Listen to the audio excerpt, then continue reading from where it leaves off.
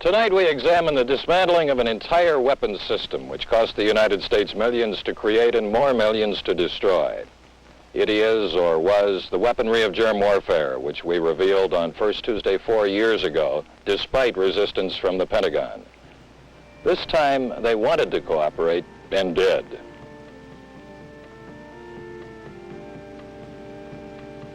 The Army allowed us to photograph the very evidence which shows how seriously they were working on biological warfare.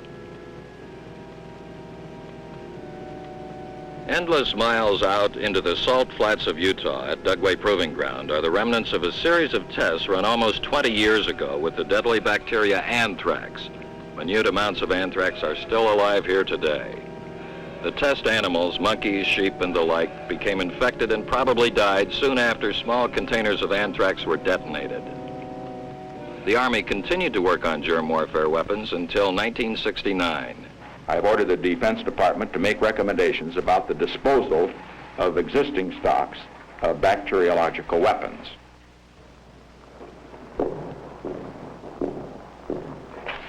This is one of the 3 igloos that we stored the biological agents in just prior to the President's announcement in November of 1969.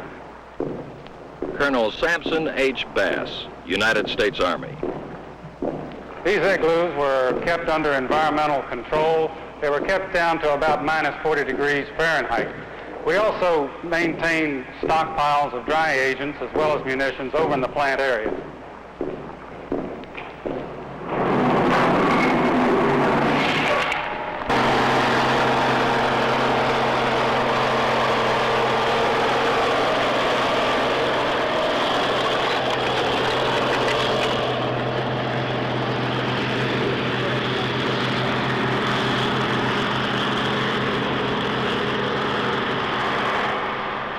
This is the burial ground for the remains of America's germ warfare arsenal.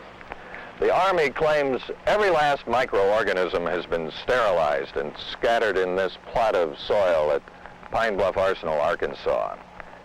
In revealing details of what was destroyed here, the Army disclosed the enormous scope of the United States biological warfare program, a program which had gone on for many years in nearly total secrecy.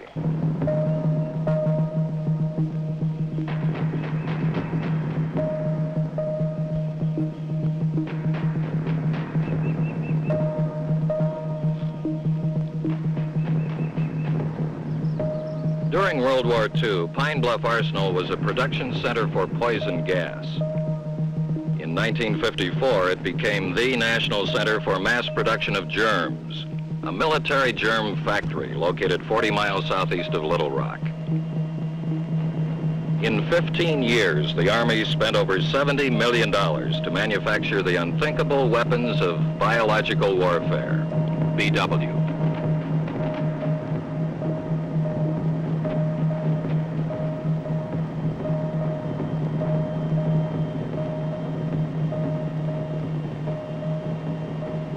For the first time, you are going to see the inside workings of this plant. In the tall building, anthrax and several other kinds of bacteria were turned out in huge fermenters. One of the smaller buildings contains a virus factory. The director of operations was this man, Glenn Acorn. The basic purpose of the biological operations was to establish a capability to produce BW agents as a deterrent to their use by a foreign country. This is just part of the plant that produced viruses by growing them in chicken embryo cultures. At one time, Pine Bluff Arsenal was the biggest single buyer of eggs in the whole state of Arkansas.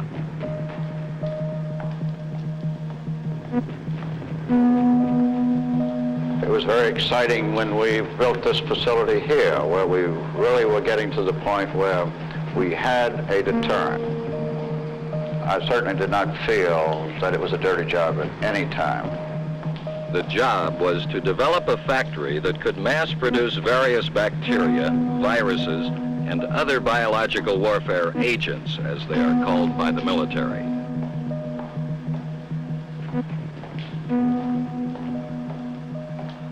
all the work was top secret.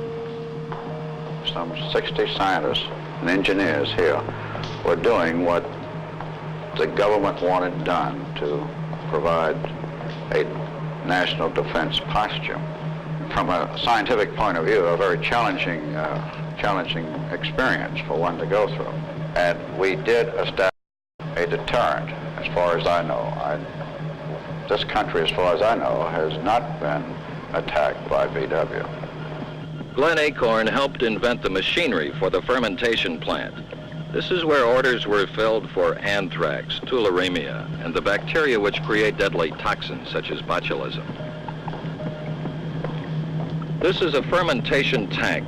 There are 10 of them in this building where disease organisms were grown. Workmen were immunized against each organism produced here. But if an unforeseen mutation developed, the whole batch was thrown out. It was a very precise business. These organisms are difficult to grow because they would normally be grown in a warm-blooded animal, and of course, we were producing them in a tank. The Army spent $6 million on this production tank, a unique facility where mosquitoes and other potential disease carriers could be grown, mass-produced by the millions. In a moment, the story of what was done with the weapons of biological warfare. There are two very basic questions to ask about the Army's claim that the United States has destroyed its weapons of germ warfare. Did they really destroy everything? And if so, why did they do it? After all, a lot of information about biological warfare is still classified secret. This is the experimental factory where we develop techniques to manufacture anthrax and other germs. It is located at Fort Detrick, Maryland, which was started in 1943 as a secret base to prepare for possible germ attack by Japan or Germany. This is where we developed the techniques of defoliation for use in Vietnam. It is also where we purified plant diseases as possible biological weapons against crops. Over the course of 2 decades, Fort Detrick grew into a $20 million a year operation. At the time of President Nixon's decision, the Army was completing this very expensive building for new germ studies.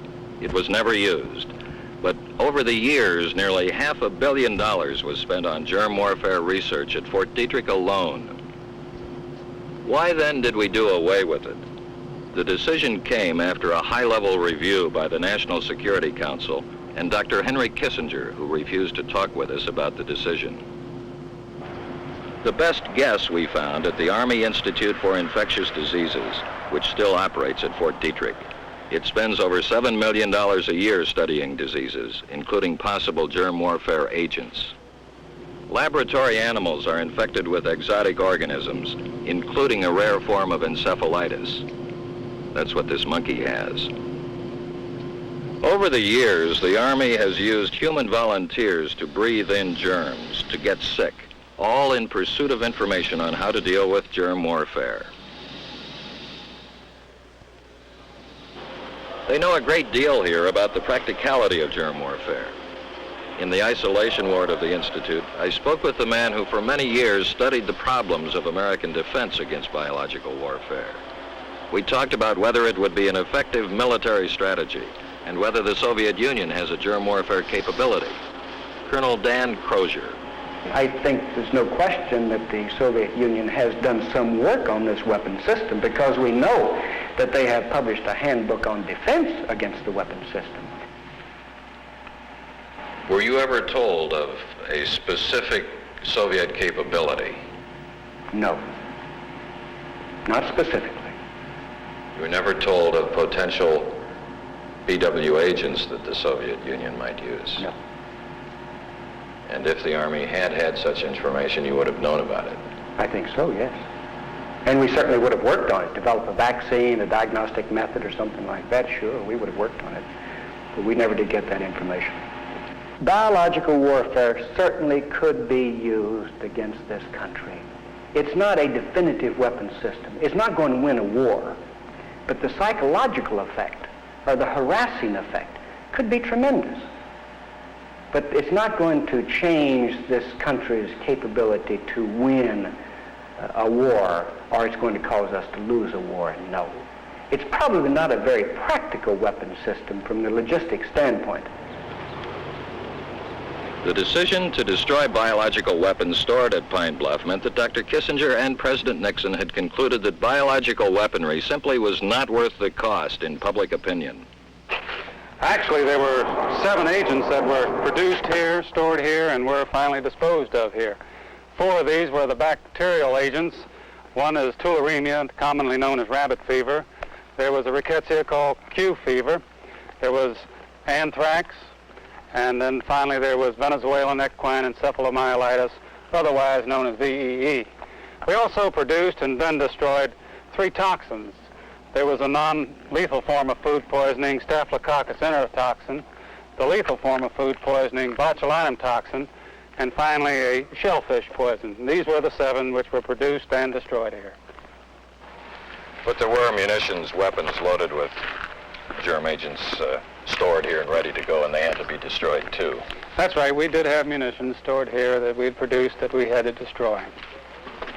Having learned how to make germs in a manner that they would survive for use as a weapon, it must have taken a fair amount of effort to figure out how to destroy them. That's right, and it was based upon this that we developed these detailed, comprehensive plans for their destruction. What actually was involved in it, destroying the germ agents? Well, it was a rather detailed, lengthy process. This is one of the 2 igloos that we've been in today. It was taken from here and placed on a sealed van right outside the igloo door, and then moved over a all-weather road about a mile to the plant area where the destruction process actually took place. Now, when it was moving over, we had a security guard truck leading the van and one following it. The one following it had some decontaminating solution on board, so should that remote possibility of an accident occur, that we would be able to decontaminate it. The amount of germs loaded in weapons ready to go remains as secret today as ever. By far, the largest portion of it was in the bulk form, and the minor portion was in the munition form. The amount stored, whether in bulk or in munitions, remains classified today. That's right. The capacity of the plant remains classified today. That's right. The descriptions of the munitions remain classified today. That's also true. The Army will neither confirm nor deny that it had 20,000 poison bullets filled with deadly botulism. That information is also classified. But this is where the munitions, whatever they were emptied out. They were brought into the facility and placed into the end of this biological safety cabinet, which now has been removed since we are dismantling the facility. The munition then was moved along this biological cabinet by operators that had their hands through these glove ports. The dry biological agent, whatever it was, went into a disposal hopper. The empty munitions, bullets, or whatever they were, still contaminated, went into this autoclave or sterilizer.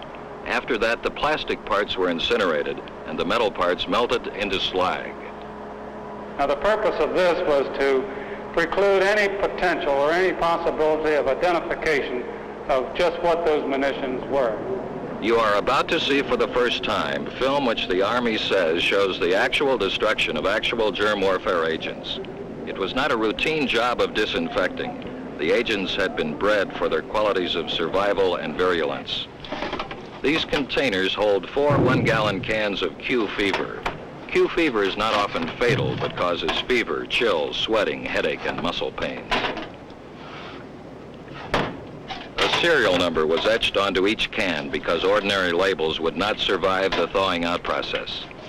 We had to keep track of every item in the process and be able to follow it through to the end. You are watching Q fever go down the drain where it was mixed with a caustic or lye solution like Drano. In all cases, irrespective of the agent itself, the process and procedures were essentially the same. Supplies of Venezuelan equine encephalomyelitis, also frozen, were disposed of exactly the same way. Each can contained 1 gallon. The number of cans is secret. With one exception, the 7 agents were subjected to 3 destruction processes. We killed it at least 3 times, and each step along the way, this was verified not only with government laboratories, but by the Public Health Service out at their Center for Disease Control. This is the first step of destroying the biological agent tularemia, commonly called rabbit fever. It is not often fatal, it just gives you a high fever, nausea, and vomiting. Samples of the bacteria, freeze-dried, were drawn from the 5-gallon jug. Tests were run to verify the germ's identity and virulence. Then the 5-gallon jugs of tularemia were subjected to their first death. Sodium hydroxide, a powerful caustic.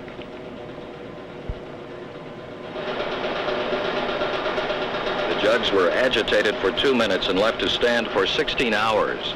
The total process was under the direction of Glenn Acorn.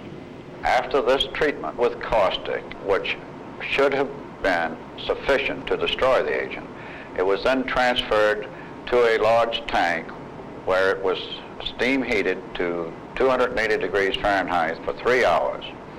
After this heating, it was cooled.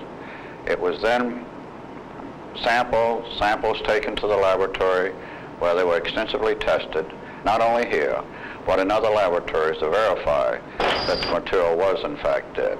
The Center for Disease Control, an agency of the U.S. Public Health Service, certified that test samples of the organisms were dead after they had been subjected to another sterilizing process. However, one item was too dangerous for public health agencies to deal with, a very lethal shellfish poison or toxin, apparently loaded into bullets. The Army claims the shellfish poison and delivery devices were melted into slag. It must be pointed out there is no independent substantiation of that. Plastic jugs and plastic parts of the germ warfare munitions were incinerated at more than 2,000 degrees. Even munitions never loaded were melted down. The number 10 tin cans, which had contained Q fever and Venezuelan equine encephalomyelitis, were crushed, sterilized twice, mixed with slag from the metal munitions parts, and later put into the Pine Bluff Arsenal dump. The last gallon of neutralized germs was removed from the plant on March 23, 1972. For almost a year, the residue was stored in a covered evaporation pond, which looked like a shed, and was reduced to sludge. The remaining liquid was drained off into a field a few hundred yards away, leaving behind remnants of what had been construed as America's deterrent against germ attack.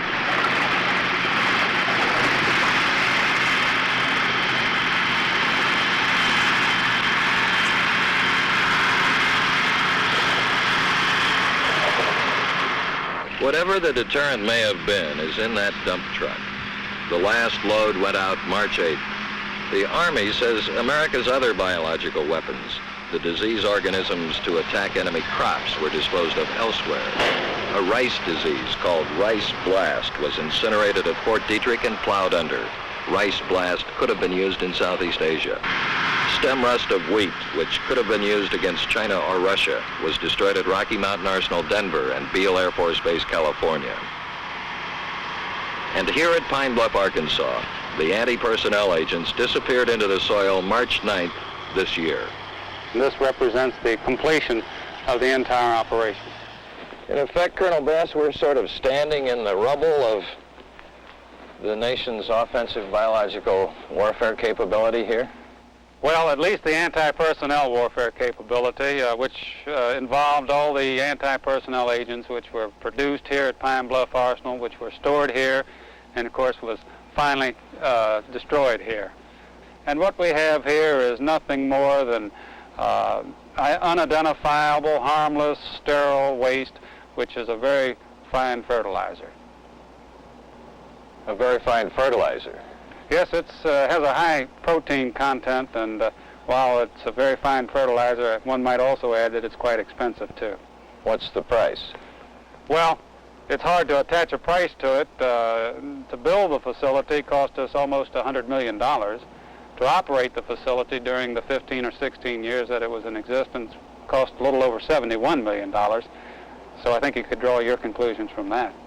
And then to destroy it here cost in the neighborhood of what, $10 million was it? It was almost $11 million. You can state without equivocation that everything was destroyed. Yes, sir. How do I know everything's destroyed? There's no inventory that's available. There is no inventory available here. You've been able to see the plant and see that the capability is being converted from a plant for BW agents, which would be hazardous to the people working in the facility, to one for the study of toxicology. You've seen the storage facilities previously used. These are all decontaminated, nothing is present, and I assure you there is no BW agents or munitions, any personnel available now. Mr. Acorn, when we talk about having destroyed everything, how much in weight was destroyed of each agent? It is my understanding that this is still classified, and I would have to refer you to the Department of Defense for this information. Well, I asked the Department of Defense, and they still will not release that information. They will not release films of tests done with biological weapons in Alaska, Utah, Eniwetok Island, Baker Island, or any place else. Even reports to Congress on the subject are classified documents unavailable to the public. Therefore, one must continue to ask whether they have really done away with our ability to wage germ warfare. After touring the germ factory at Pine Bluff, I find no doubt that the United States' capability to mass produce germs and viruses and toxins is in fact being dismantled.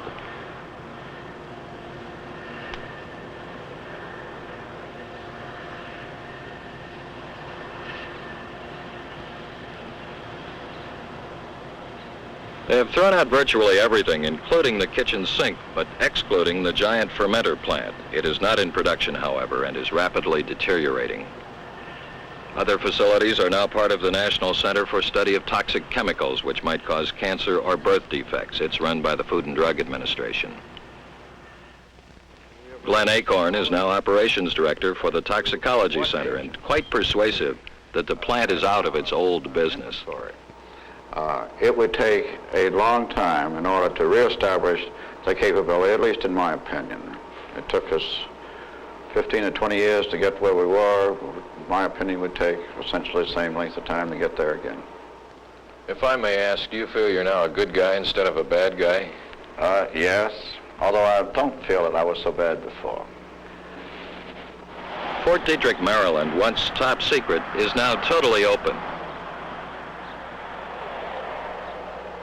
People who once worked on developing viruses to kill are now working on virus research for the National Cancer Institute. I walked through all the old laboratories where they experimented with so many different diseases,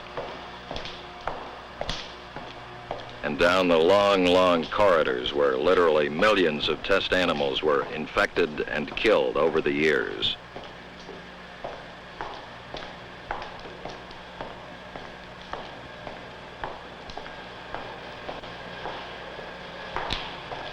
It is evocative of the past, but now clearly abandoned. I've looked at the grubby headquarters for a small group of researchers working on defensive measures against germ warfare, labs without even running water. This is at Edgewood Arsenal, Maryland.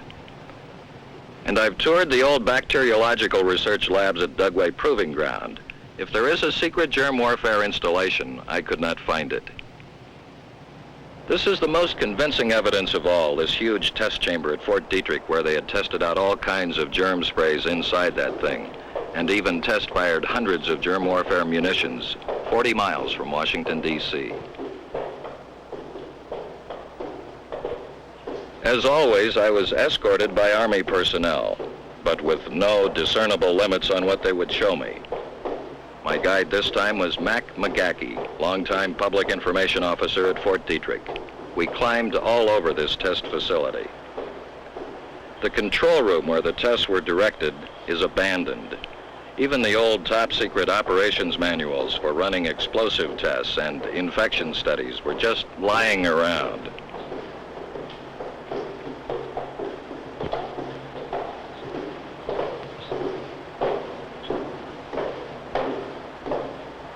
All the entry ports where animals ranging from mice to horses were exposed to diseases. All of the complex machinery for testing out the best way of putting germs into an aerosol mist. All the test chambers where the human volunteers had been intentionally infected. All this is clearly abandoned.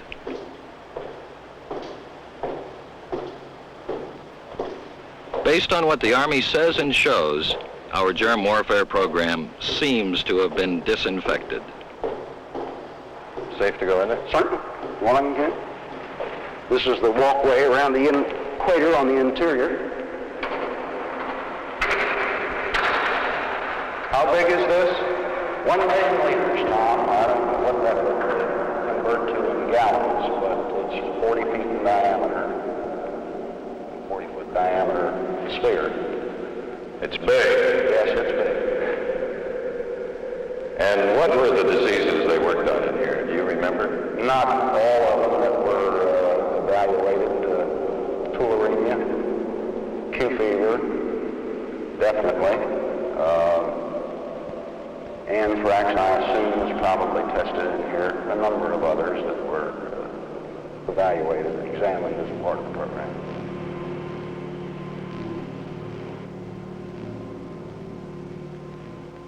If biological warfare is dead, the business of chemical warfare is still very much alive.